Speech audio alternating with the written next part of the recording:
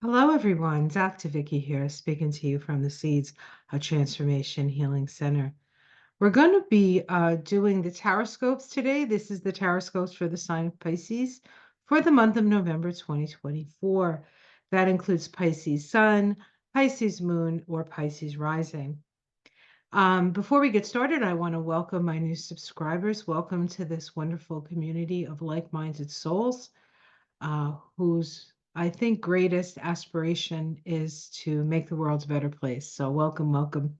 And for my tried and true followers who have been following me for years, you know how much I love you. Thank you for your support over these many years.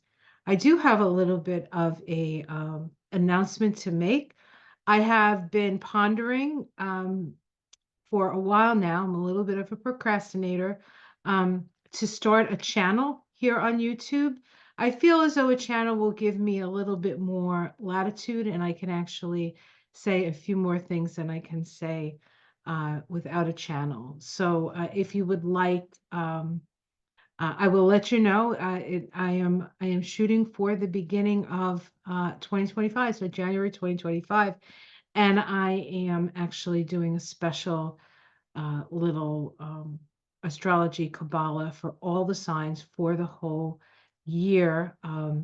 That will be sort of the premiere, I guess, of that channel. And so you can I will keep you abreast of the situation. All right. So I have selected the Tarot of the Spirit to do Pisces chart, to do Pisces cards, excuse me. Um, we have quite an intense month in November, but that's nothing new, right? I don't think we've not had an intense month for, oh, maybe 10 years, actually. With the new moon in Scorpio, a fellow water sign. That new moon falls in your ninth house. The ninth house is the house of metaphysical studies. So this might be one of those months that you decide to um, start a new class, perhaps. And it's not just metaphysical studies, it's also long distance travel. So that could be something that you initiate at this time, or at least plan for it. Um, we have a full moon in the sign of um, Taurus. That's occurring on the 15th of November. And that full moon, excuse me, is conjunct Uranus. So we can continue to expect the unexpected through certainly November. We have Saturn, the planet of structure, the planet of the rule of law, which is in Pisces, which you know. It's been in Pisces now for about a year and a half. And it's actually in Pisces a little bit longer than it is in other signs this time around. So you get a little extra Saturn, and good news for Pisces, Saturn is turning direct. So you can start to feel as though perhaps you're moving forward.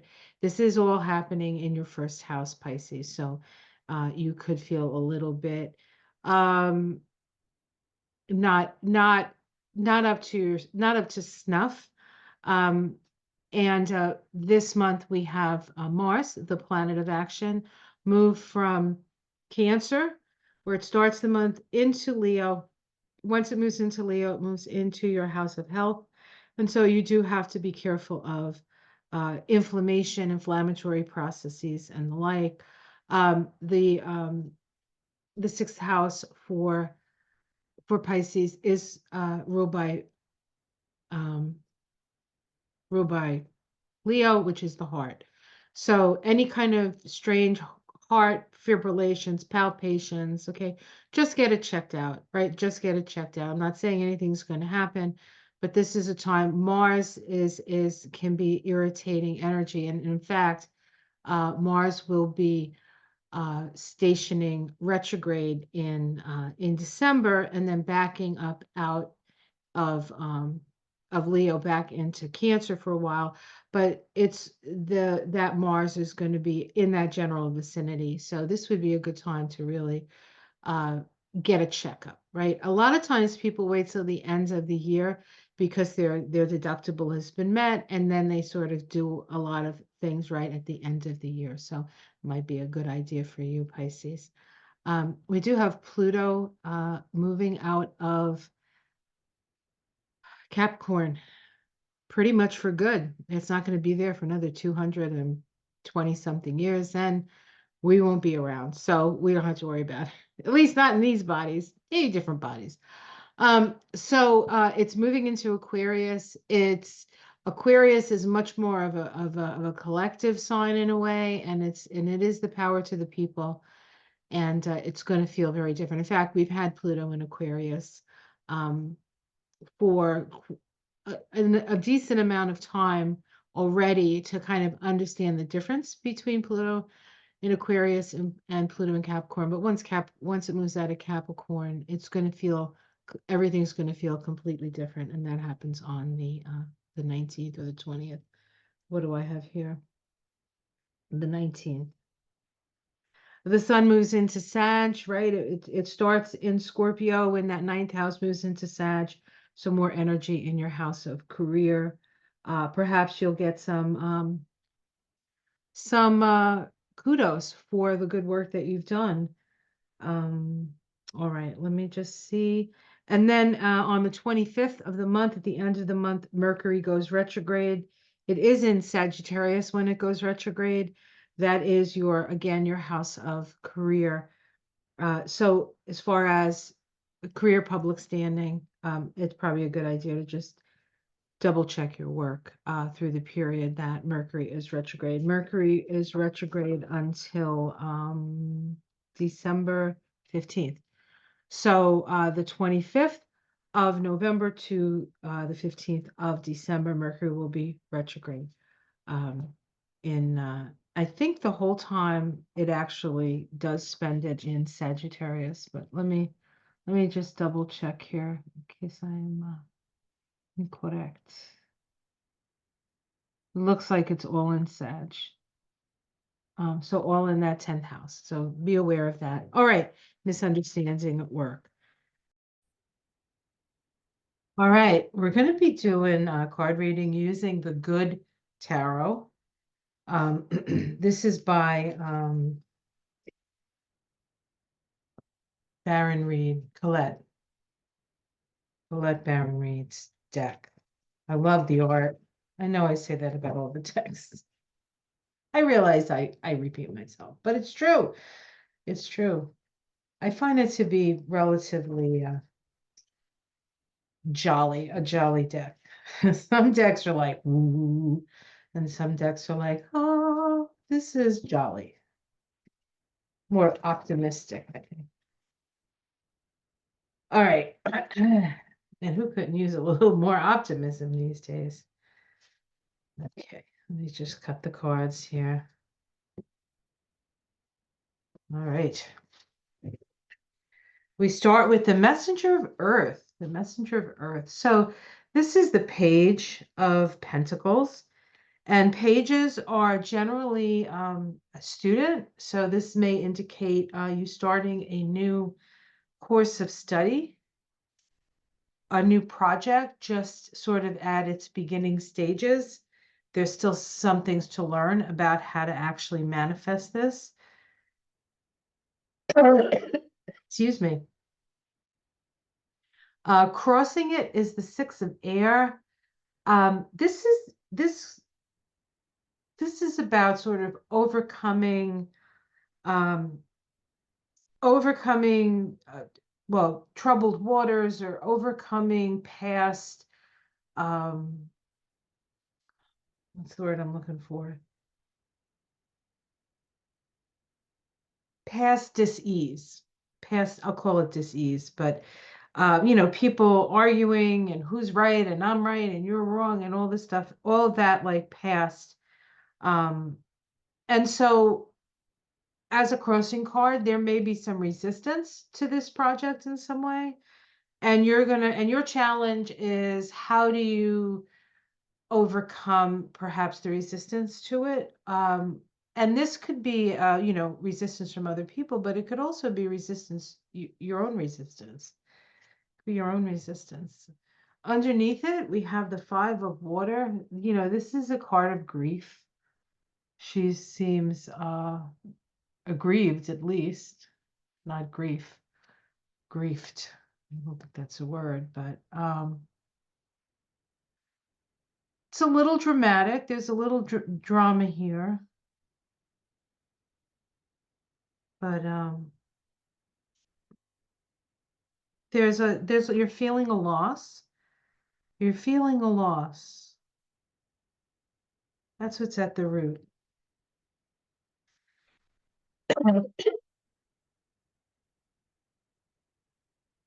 We have the Judgment card in the past. Judgment card in the past. So a decision was made. You made a decision. Perhaps the decision is to do this project or take this class or whatever.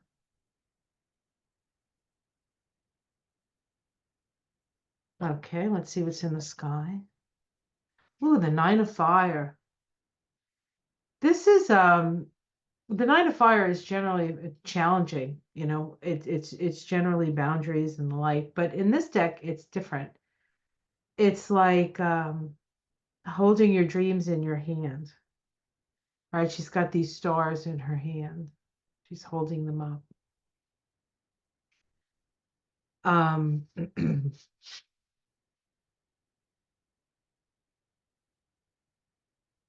So I feel like there's an inner light, an inner strength that you have, or that if you're having,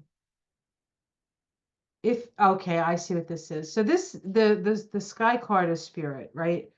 I have to just divide into the cards. I'm sorry, I'm a little dense today. Um, in the sky we have the Nine of Fire. I feel like that is spirit saying, stay true to your core, to what you know in your heart of hearts to be right, and that will give you the strength that you need, because the Nine of Fire is a strength card. You know, in the other decks, the guy is standing there, he's got all those battles behind him, and he's ready to one more. If this is the last one, I'm going to finish it, kind of energy. So it's an energy of like really having a firm foundation in your spirituality. Okay.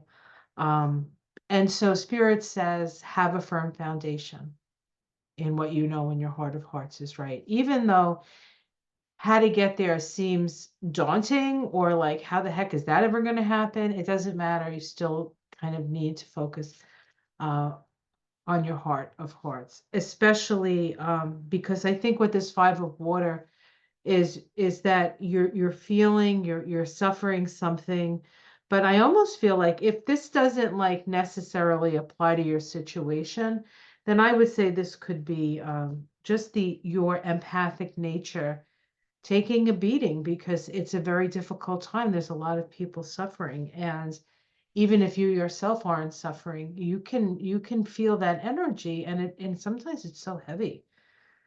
But you have to just allow it to like move through you. You can't hold on to it, and you can't assume it's necessarily you.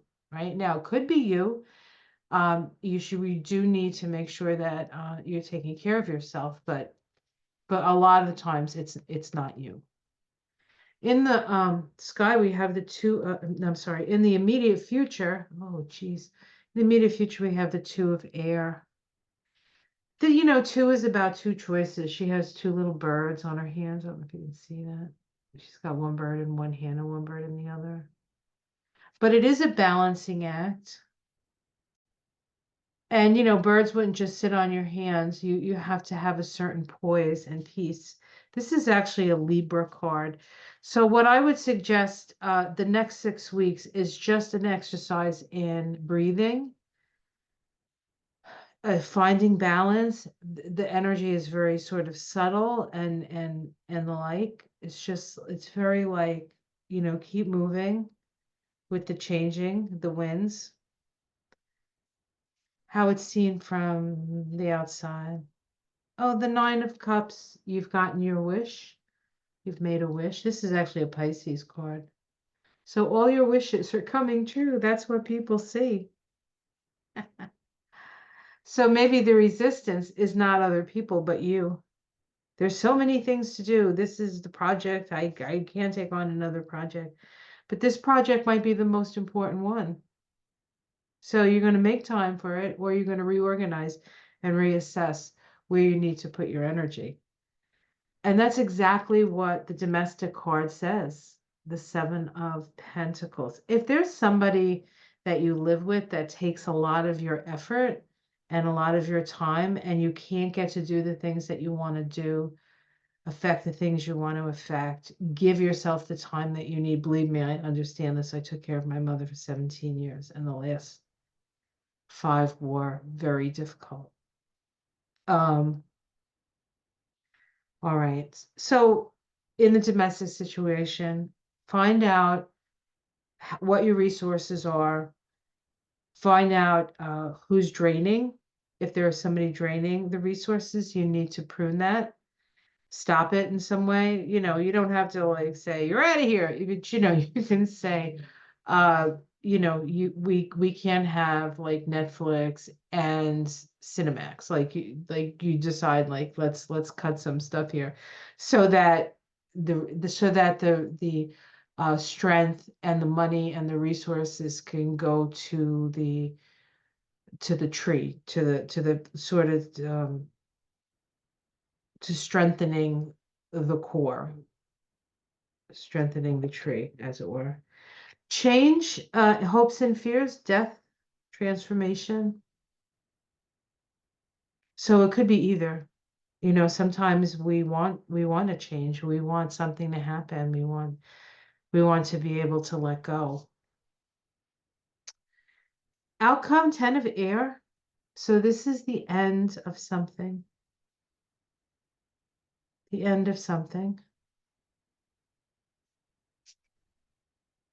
The page of air, message. And the star. So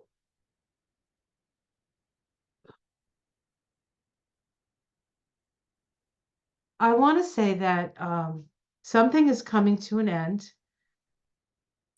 Something is coming to an end, and it's the time for the thing to come to an end, and it's going to free you. It's going to free your expression. You'll have your opportunity to really shine your light, um, and do more of spiritual exploration if that's what it is that you would like to do. That's definitely coming up there. Okay, underneath it, we have the Chariot. So you're on your path. Temptation, which is the Devil card, which is what keeps you from your light.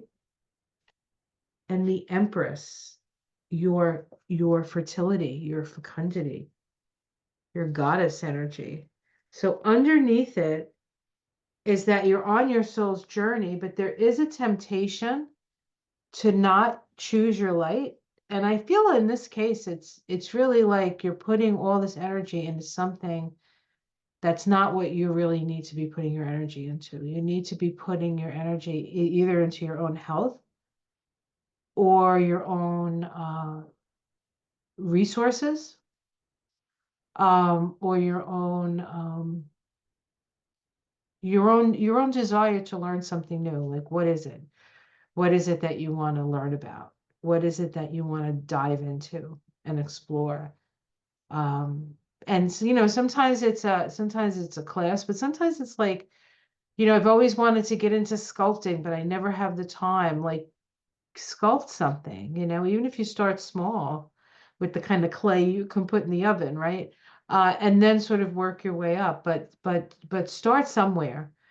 Start the project now. This is the time to start the project. You agreed to start the project. I mean, it's a 19-1 year. Did I mention that in the other video? I did this. I've done this in 2 separate days, but I put the same clothes on, so there'd be continuity. But you might be able to tell I look a little different. Okay. Um, Now I've been pulling crystal ally cards for everybody but everybody but Libra, weirdly enough. But Libra got such a great reading that they got a mystic sister. But I'm doing crystal ally cards just to see if there's a crystal that could help you this month. This is a great deck. It's by a woman called Naisha Ashian. Naisha,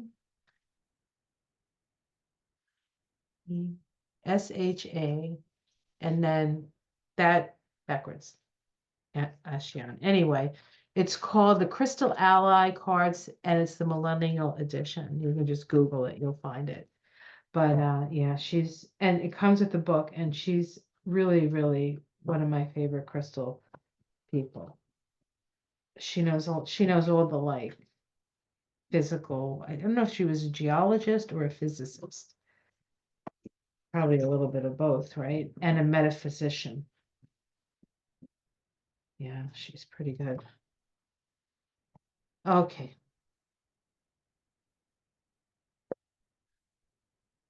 Smoky quartz, grounding. Grounding. So it's interesting because this is a root chakra energy. And your the first card up was a page, and all the pages um on the tree of life sit in Malkuth, which is the kingdom. And it is the pages, and it is Malkuth, which is about manifestation. And for some reason I can't. Oh, here it is. Okay, messenger. And so you ground in your root chakra. So this is grounding that seed of the next lesson, or the next exploration. It feels to me like an exploration of something that you've wanted to do for a long time, and you do it. And it's really good. It's a really good thing.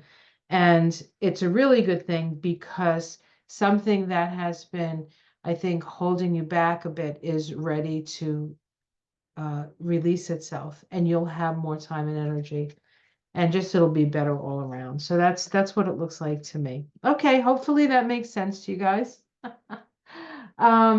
Like and subscribe if you would. As I said, I'm gonna did I say it in this video? I don't know.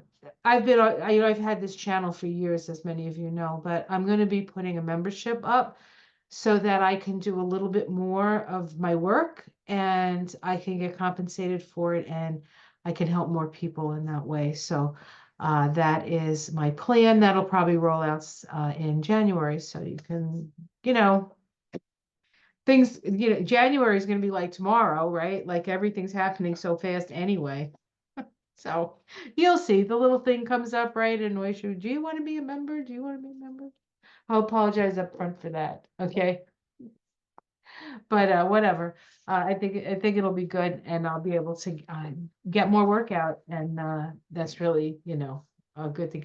And of course I have a Pisces moon, so all these things I said about the reading apply to me, I guess. All right. Let's go. All right, everyone. Have a great month. I'll see you again in December.